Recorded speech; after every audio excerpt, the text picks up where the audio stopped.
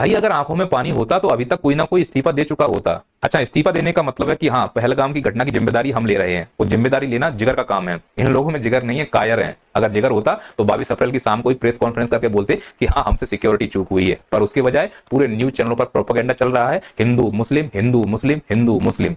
मेरी बात समझने की कोशिश कीजिएगा। मैं ये नहीं नकार रहा हूं, ये हिंदू मुस्लिम एंगल है, और मैं कहता हूं कि धर्म को पूछकर मारा गया, पर इससे हम समस्या का समाधान नहीं कर पाएंगे। भविष्य में फिर ऐसी घटना होंगी। इसीलिए हमको सुरक्षा के मामले पर सवाल करना होगा, फिर वो चाहे गृह मंत्री हो चाहे प्रधानमंत्री हो। हमारे प्रधानमंत्री का आप नेचर समझिए, वो एक तरफा संवाद करने में विश्वास रखते हैं। उनसे आप मन की बात करवा लो, उनसे आप रैलियों में बात करवा लो। दूसरा, वो कभी ऐसी जगह पर नहीं जाते हैं जहां उनकी साख पर दाव लग जाए। जैसे मणिपुर में दंगे हुए, वहां नहीं जाएंगे क्योंकि साख बिगड़ जाएगी।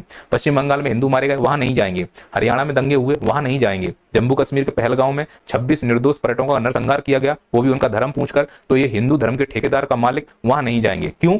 वहां अगर गए तो प्रश्न पूछे जाएंगे, साख पर दाग लग सकता है। साख पर दाग ना लगे और हमसे कोई प्रश्न ना पूछे, इसकी पूरी तैयारी इनकी टीम के द्वारा की जाती है। तो मोदी जी सिर्फ वहीं जाते हैं जहां वोट मिले और उनसे कोई सवाल ना पूछे और जनता को बढ़िया बढ़िया भाषण सुना सकें।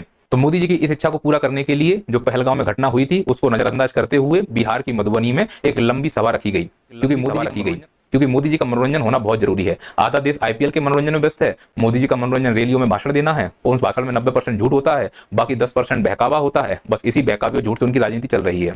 मतलब भारत के मुखिया को यह समझ में नहीं आ रहा है कि अंतरराष्ट्रीय स्तर पर हमको यह मैसेज देना था कि जो 26 लोग मारे गए हैं, इसके लिए हम बहुत सीरियस हैं। हम एक दिन का राष्ट्रीय शोक घोषित करते हैं, आईपीएल को भी एक दिन के लिए हम रोक रहे हैं, और हम पूरी तरह से सभी सर्वदलीय पार्टी मीटिंग करके पहले पाकिस्तान को सबक सिखाएंगे। ये रैलियां एलियां बाद में होती रहेंगी, लेकिन नहीं, जिसके लिए देश पहले नहीं हो वो कभी भी देश का नहीं सोच सकता। जिसके लिए पार्टी और वोट बैंक पहले हो, वो पहले वो काम करेगा। फिर वो चाहे कोरोना का समय हो, चाहे पुलवामा का अटैक हो, या फिर पहलगाम का अटैक हो। पहलगाम का अटैक हुआ, मोदी जी गए, रैली की,